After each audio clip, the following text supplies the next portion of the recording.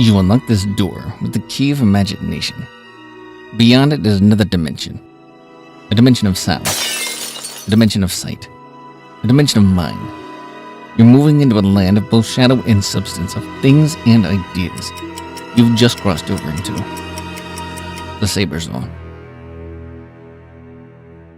Hi folks, welcome to the Sabres Zone, the video on the channel if you're new here that talks about what one of you had to say. So I cut out a clip, get your popcorn ready, it's a bit of a long one. Here it is. And shout out goes to Triggerman, and Triggerman says, been a subscriber for a few years now. Became a fan in 07-08 in high school because my friends wouldn't shut up about the Sabres. Didn't have television, but did have a radio. RJ painted each game for me in my head before I would go to bed. I'd walk to school and check a computer in homeroom to watch the highlights, to my teacher's displeasure. In my early 30s now, and have the enthusiasm again as I did back then. I no longer resent team's management. I can't wait to watch this group of men put a season together that fans are starved for.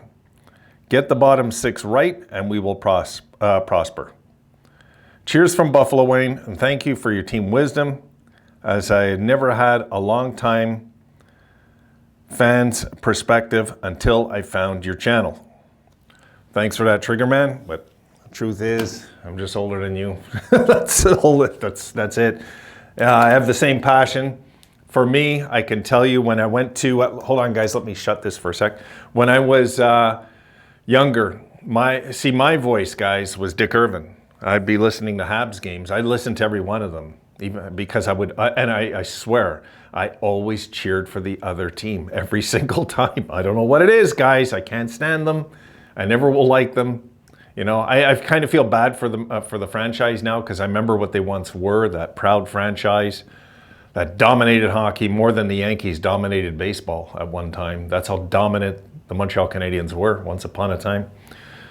And the greatest player in the world at the time was Guy Lafleur, and you know, those are great memories. So yeah, I have my memories wrapped into Danny Gallivan, Guy Lafleur, Bob Cole, who recently just passed. And these are heavy term memories for me. And of course, once I had more access to RJ, of course, then I could hear RJ anytime I chose to. It wasn't like that back in the 70s and early 80s, as many of you know that are my age, right? It just wasn't. So talking about a long-term fan's perspective, yeah, I guess. I mean, you know, it's weird, to be honest, to say I've been a fan over 50 years of this team. It's weird. It's, I swear, guys, I'm still in the early 80s in my head with this team. The rest of it is just kind of like the epilogue, you know, that I've been watching. I still got dreams, the French Connection hoisting the cup. It's still a dream in my head. It really is, you know. And, you know, I look at all the memories I have of this team and the heartbreak of '75, which was an early heartbreak, so it was understandable at the time.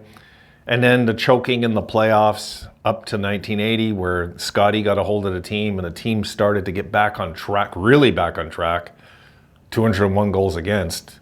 They were dynamite, actually. I shouldn't say got on track. They were dynamite defensively. He switched them like this.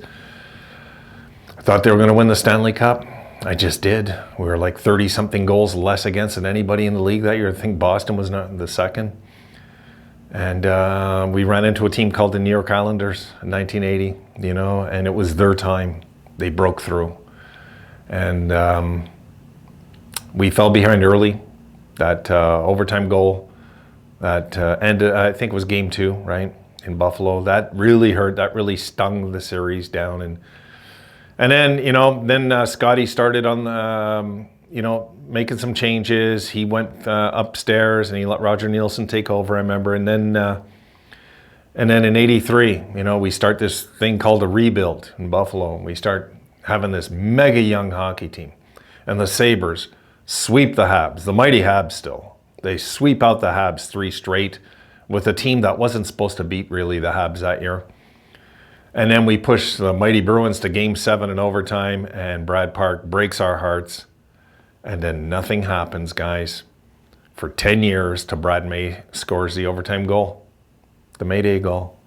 So yeah, there's been stretches of my life. That's why when people complain I can't take it anymore, how do you think I felt, guys, when getting in the playoffs was a normal thing, but losing in the first round every year wasn't?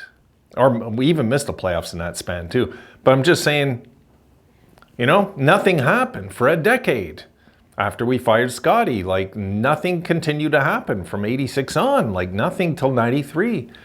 And then we go and get swept by Montreal in the next round after the Mayday goal. So, and then we get this Dominic Hasek guy, right? And the next thing you know, 98, 99, we're knocking on the door of the Stanley Cup because of our goaltending and our leadership with Mike Pekka. And of course, excellent coaching with Lindy Ruff behind the bench with this young team at the time, very young team at the time. They were not scared to play physical, hard-nosed hockey, make everybody proud. And that's, you know, right before he became a fan. And then you came in right after the whole craziness with the 06 and the 07 squads where we should have won the Cup in 06. I can tell you right now, if you didn't see that season, from what I see, you didn't. The Sabres should have won the Cup that year. Really, injuries ended us. You know, and a good team was there on the door waiting to take it, which was Carolina. That was a good hockey team they had over there. I don't want to discount that, but the Sabres, in my opinion, should have won the Stanley Cup in 06. I mean, the way they were rolling, I believe if we would have been healthy, nobody even would have put us to Game 7 that year. 07, I didn't feel that way. I just didn't. I wasn't feeling it in 07. I know they were first overall. I wasn't feeling it. I just wasn't. I really was feeling it in 06, but 07, I could tell, you know. And then by the time we got to the Final Four, Briere only had a handful of goals in the playoffs. It wasn't the same thing anymore. And when Alfredsson scored the goal, I knew that was it. It was like, yeah, I'm not surprised they lost. You know, that kind of feeling. I wasn't surprised. I mean, they beat us even without Zdeno Chara. That's how uninspired maybe we were, because we knew we were going to lose Briere and Drury to free agency. And since we lost them, we haven't done nothing. Nothing. It's been 17 years since we've won a playoff round. Kind of crazy to say that. That's the longest drought in our history too. That drought concerns me more than the non-playoff drought, because at least a non-playoff drought, you didn't keep choking in the first round every year.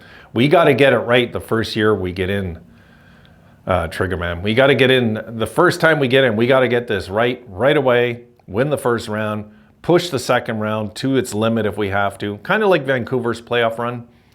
And then we can call it a day if that's as far as we go that year. Then we can accept and say, okay, we're back on the map, you know. But right now, you know, I was breaking down, I'll break down a bit of what you said because it was quite a bit to discuss here. Yeah, I talked about the RJ painting each game for you. I wish I could have had that. I do. You know, you guys are lucky.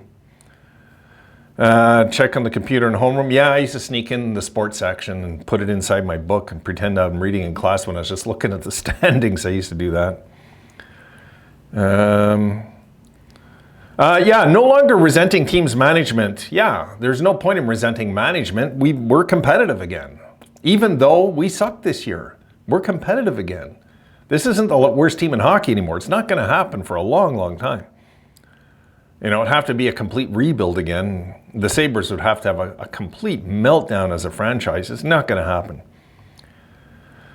Can't wait to watch this group of men put together. Yeah, and pretty soon they're going to be men. I still call them kids, but yep.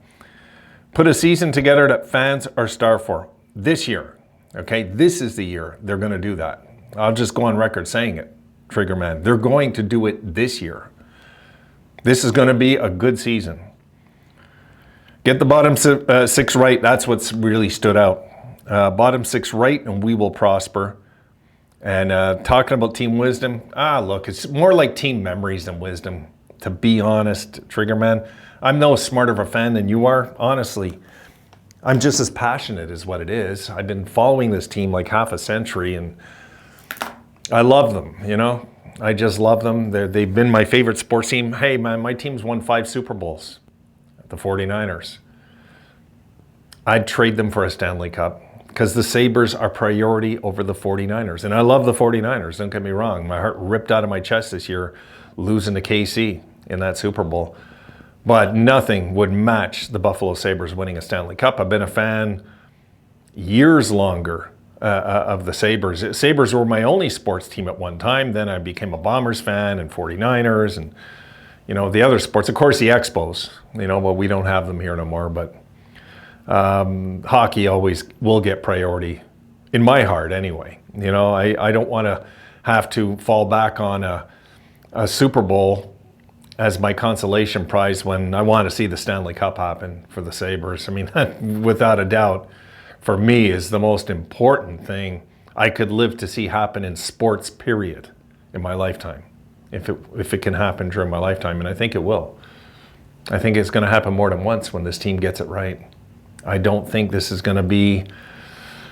I mean, look at Tampa Bay losing the first round. I knew they were going to win the Cup the next year. I was so sure, and they did. Although we had a pandemic, I didn't know it was going to break down that way. But as soon as they lost to Columbus 4 straight, I said, oh boy, they're going to have the summer off now, and they're going to come back like this next year now. They're going to be rested and angry.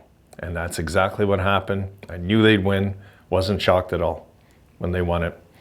So looking at the memories here that you talk about and everything, I relate 100% to this thing, this post, I should say. Everything that you put in here, I lived it too, And I lived it. And talking about, I do want to touch on it. You talk about how your friends wouldn't shut up about the Sabres. Neither did mine, but for the opposite reasons, okay? Because they were all Habs fans. And I always used to say, who's the last team to beat you in a series? I would just use that every time. It drove them nuts. I said, in that dynasty, have you once played the Sabres? No, you haven't. Because if you played us, I didn't think the Sabres would beat them. I knew they wouldn't beat them. But I'm not going to tell them that. I'm going to, use that. Are you kidding? So no. You play the Sabres in a playoff series, you guys are done. You know it. Look what happened in 75. Come on. So I used to use that myself. But like I said, for the opposite reasons, your friends wouldn't shut up because they're excited, right? Like, my God, this team, it looks like they're going to win the Stanley Cup. And it just wasn't in the cards for us back then. It's been a hard road being a Sabres fan. I will say that. Hard road. But can you imagine how much it'd be worth it to watch these guys hoisted eventually? I think the entire hockey community would be on our side if we made the finals next year. The entire community. Really. That's how I feel. All right. Good topics, I should say, in this one, Trigger Man. Thanks for that. Thanks for the compliment. Again, I'm just a fan like you. See you guys in the next one. Be sure to like, subscribe, and hit the notification bell to ensure Dimension access.